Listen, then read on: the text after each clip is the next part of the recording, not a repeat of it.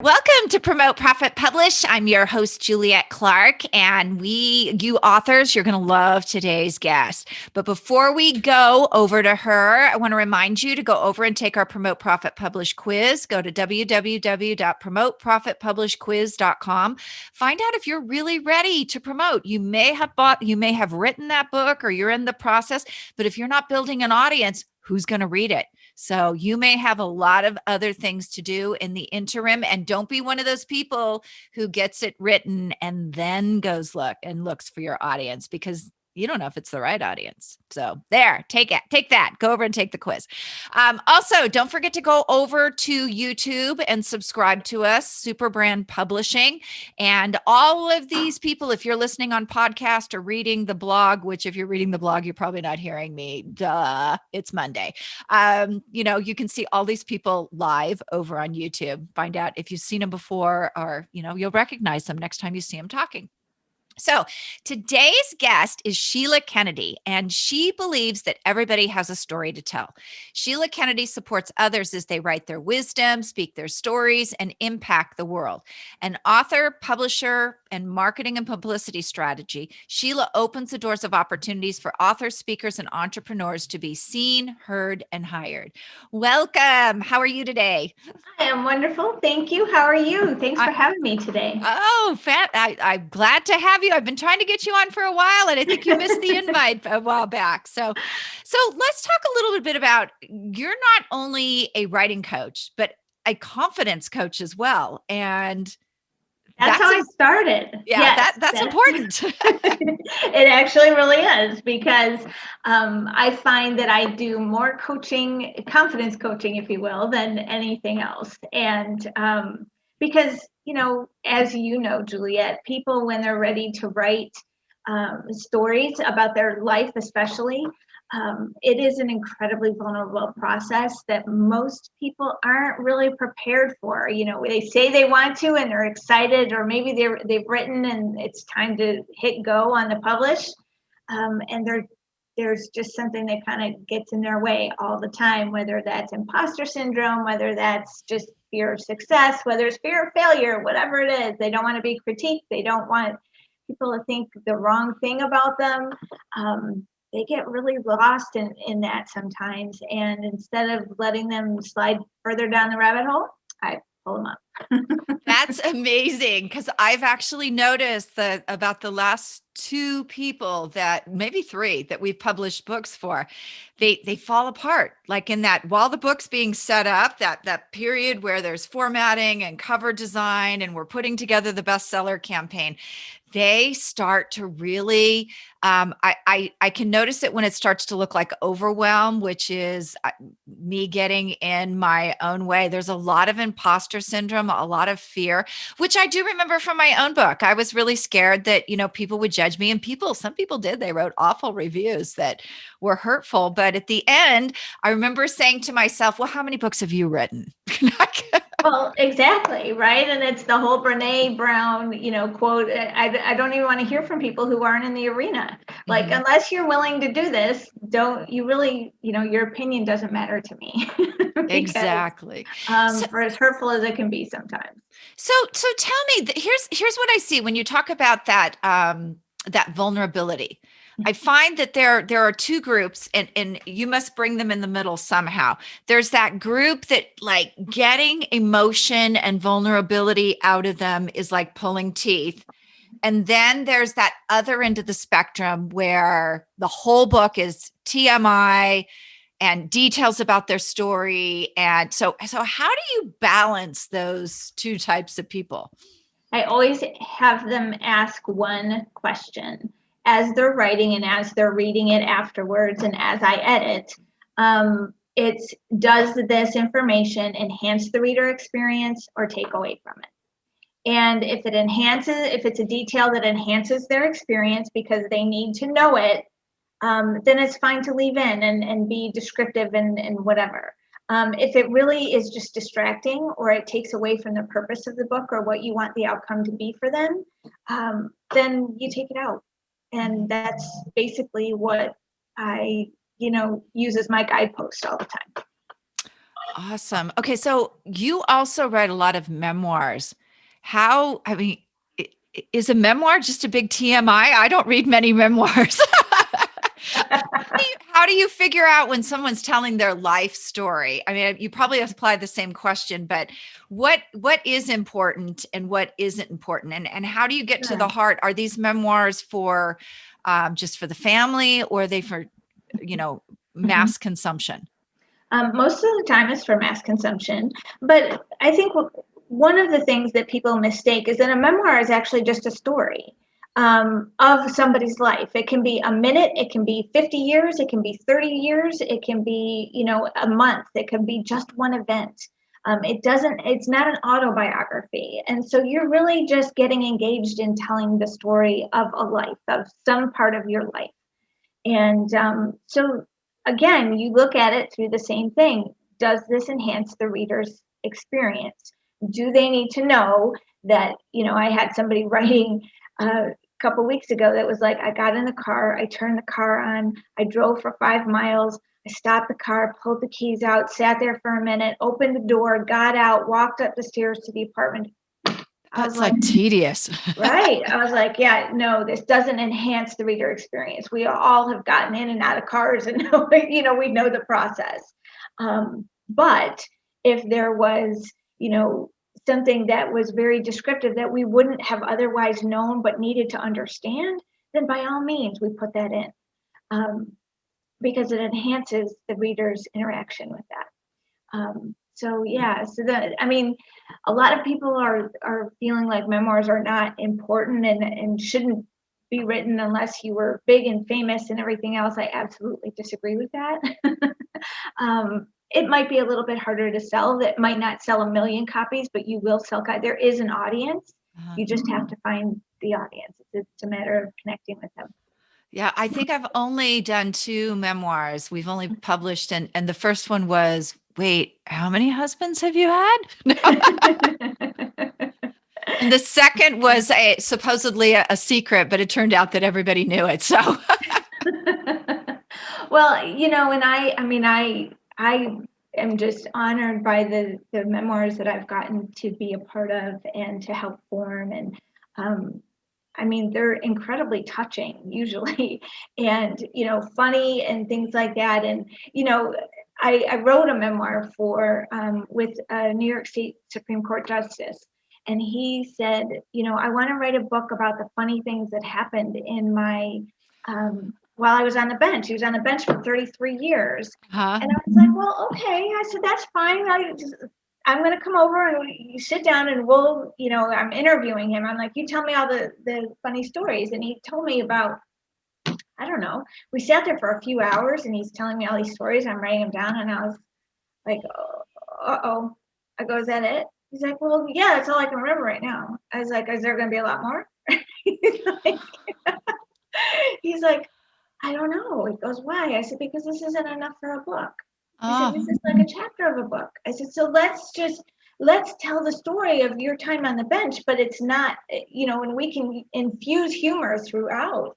Right. But there's a bigger story here. And what's that bigger story? And so we ended up framing it like a trial. There was a article written about him in the local newspaper. And when he retired, about how this judge, showed humanity on the bench. And so I said, let's put your life on trial as a judge, and let's see if you indeed showed humanity on the bench. Oh. And we had character witnesses, we had sidebar arguments, we had, and we set it up exactly like a trial. There were opening arguments, closing arguments, and the reader was actually the jury.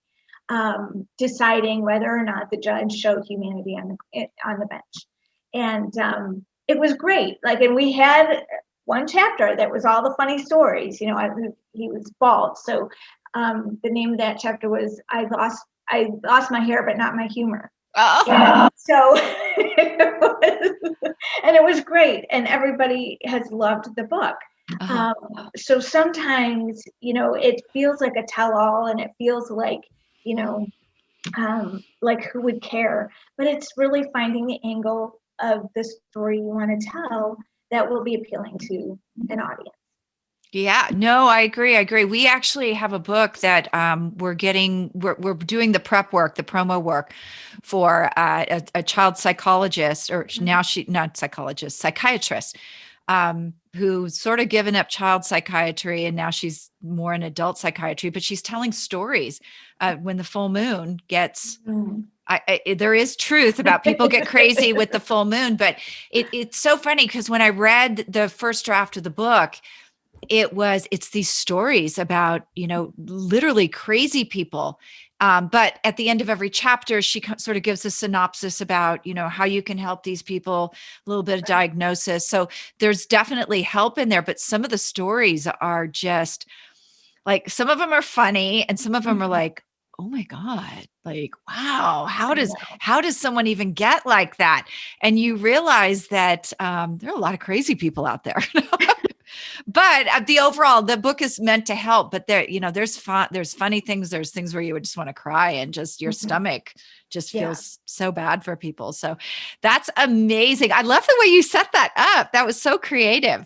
Thank you. I appreciate that. Well, and I think that, we have to remember that our job as authors, no matter what we're writing, is to move our readers, right? Like emotionally touch them, emotionally connect with them. Sometimes that's going to be personal stories. Sometimes that's going to be making up something. Even in our educational information that we're putting out, and if it's strictly like a business book, things like that, what we usually need to have some kind of emotional attachment or connection with the reader so that they can really dive into this and feel like it's made for them. Right. So, I'm a big fan of memoir writing because I think that everybody should have if they have something to say, they should say it. Yeah. And, they shouldn't have to wait for anybody else to validate it. And really just, nobody needs permission to say what they feel like they need to say or share what they want to share. Right. And not hold back. I mean, that confidence piece is really important. There's a fine line between confidence and narcissism, though. So address that. Sure. Please. Sure. Well, when I was actively confidence coaching, we'll say I was the confidence coach, and the THE was always capitalized because I wasn't just any confidence coach. I was the confidence coach. Now that sounds a lot like being cocky, not confident, right? But I trusted the fact that there was nobody that was going to do it like me. It didn't mean that there isn't an industry full. I mean, think about how many authors we have. Right. Not, you know what I mean? And nobody is going to have the exact same experience without me than as they would with me. Does that mean that it's the right experience for everybody? Absolutely not. But I will have people. I will have an audience. And that is not, I don't feel like that's arrogant. I don't feel like that's being cocky. That's just understanding who I am, what my strengths are, and that there are people that I am meant to be connected to. That is very true. It's funny. As part of our program, we teach basic marketing, which, everybody's gotten, there's a point to this, I swear. Sure. We teach basic marketing because coming from the advertising world, I feel like everybody gets into the digital hype, but they don't understand the basics, like the buying triggers and things like that. And part of that buying trigger is identifying, is this person a significance person? Is this person a growth person? Are they a nurture? Because there's only really like 4 or 5 reasons why people buy. But the point of that is also that you and I could have exactly the same program, but depending on our personalities, people are going to choose one of us over the other because we meet their needs. And I think that is part of what you're talking about as well, between that cocky and that confidence and, what looks like narcissism. And the reason I said that is, there's all that marketing out there, look at my beautiful house, look at my beautiful car, look at my beautiful wife. And a lot of it's illusion. And I think people out there, no matter what kind of coach they're hiring, are hiring authenticity. Like, how does this feel to me? Is this person real to me? So, well, and I think the other part is that I'm, for as confident as I am, I also am very confident in telling you that I can be a hot mess, and that I've had a lot more messiness in my life than I have orderliness, if you will. And that I'm not afraid to tell you about that, because it is in that messiness that I get to be, that I've learned as much as I have. Right. And so, I don't have the perfect life, and I am far, far from it. But I'm willing to take you with me. I mean, that's the whole reason I started this. I left confidence coaching and actually got into publishing and writing the books, is because I didn't have a great experience. And I didn't want anybody else to have that experience. And I wanted people, and I know that that's why you started your publishing company, because we don't want people to have that same negative experience that we did. And that means that I'm going to work my butt off to make sure that you have a positive experience. And I don't feel like that's cockiness at all. It's not. And this is actually my second business. I started my real estate business because I had a bad experience with an agent. And I was like, how difficult? I came out of advertising. I was like, how difficult can this real estate thing be? And it wasn't hard for me at all. But it is. It's funny how both of our businesses did more from this, though, because we saw right away from our experiences that there was a better way. Did your experience come from using another self-publisher? It did. Mine as well. We won't name drop here, but when we get off, I'm going to find out if it's the same one. And you know what? Lovely, lovely person. Like, I enjoy them, and it was just an experience that did not meet my expectation at the time. And so, okay, I had a different expectation, and so then I created it, because I didn't know if it was out there, and I didn't, I remember when I started the company, there was a gentleman who was in publishing at the time, and he said, how do you think that you can even compete with any of these bigger names, like some of the names that we had spoken about earlier today? And I was like, I don't expect to compete with them. I bring my own gifts to the table. I am going to create my own experience, and there will be people out there. There's more business for us than any one of us could handle ever. And so I will do what I can do, and I will put out what I can put out, and the right people will come. And I've never had to do marketing. I've never, I'm very blessed, because people that know me trust me and send me referrals and all of that. And I have not been for want of clients, because they know that I'm going to do everything I can to make sure they have a good experience. Yeah, it's the same here. And that was coming from traditional publishing.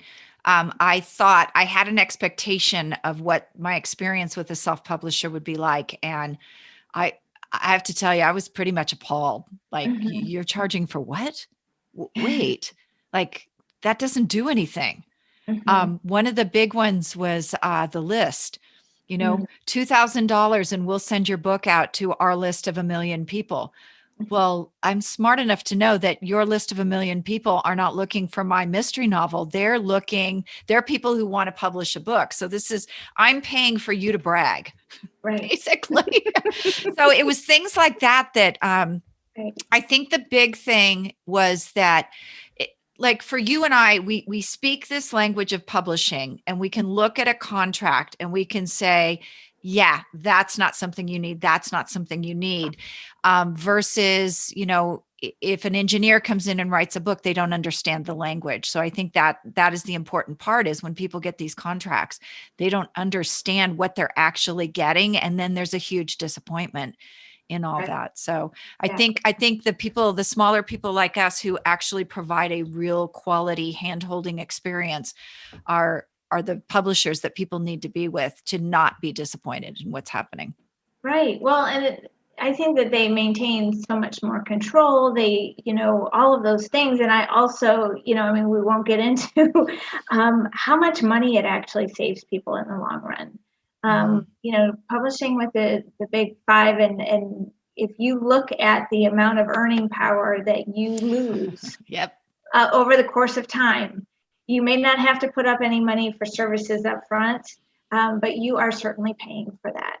And I'm not begrudging, traditional publishing companies. Everybody needs to make their own money and do it in their own way. But it certainly is, I think that there's this belief that it's just magic and everybody just magically makes money. And no, Yeah. it's not the way it happens. You do pay for it. You just don't pay for it up front. Right. And it actually costs you a lot more in the long run. I agree, especially when you have a business book.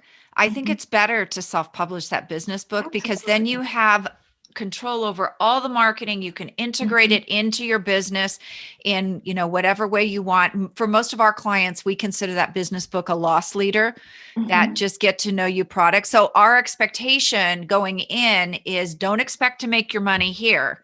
Right. Your expectation should be that you're going to make your money over here with that program. And for most people, if they sell one coaching program from their book, they've covered the cost of publishing Exactly. that book. So it all Exactly. works out in the end.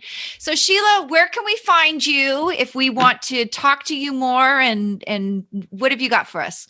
Okay, so if you want to connect with me, you can go to thezebrainc.com, and it's ink with a K, not a C, because we're all about writing. So, and I have all kinds of goodies over there. If I have things like the Daily Magnet, which is an abundance magnet for practices that confident entrepreneurs shared with me that I then in turn put into practice for 60 days. And in 60 days, I tripled my income. I attracted Woohoo! my ideal clients. And I wrote all about that in one of my books, Choices to Changes. So that's there. And then if you're thinking about writing and really want to get, but you want to create that writing habit, but you're not really sure how, I've got some writing habits or some writing prompts, 21 days. That's there. And I would love it if you join me. I have a book club every month, and we have authors and that have written the books, obviously, but they get to spend time with the readers every month on the last Thursday of every month. So that's there too. That's free. Would love for you to become a member of the book club. So it's thezebrainc.com. And again, that's ink with a K. That is so cool. And you guys, if you're not using writing prompts, you need to be. That's what got me started as well, is just the loosen up with the silliness of, what you can write from something. I Right. haven't looked at yours, but I know I use some really silly ones and it just kind of lightened the whole thing up. Well, these are actually about this is it's a sensory experience, right? So like I'll throw out one would be write for 5 minutes, set your timer, write for 5 minutes, what you see right this minute. Oh, And then you just whatever in your viewpoint, what are you seeing? And then you just write and describe. But it helps people get into the habit of writing, but also description and mhm. putting down on paper what their experience is right then so that the reader can actually walk into that moment. That's so cool. Well, thank you so much for being on today. Well, thank you for having me, Juliet. It's been so fun.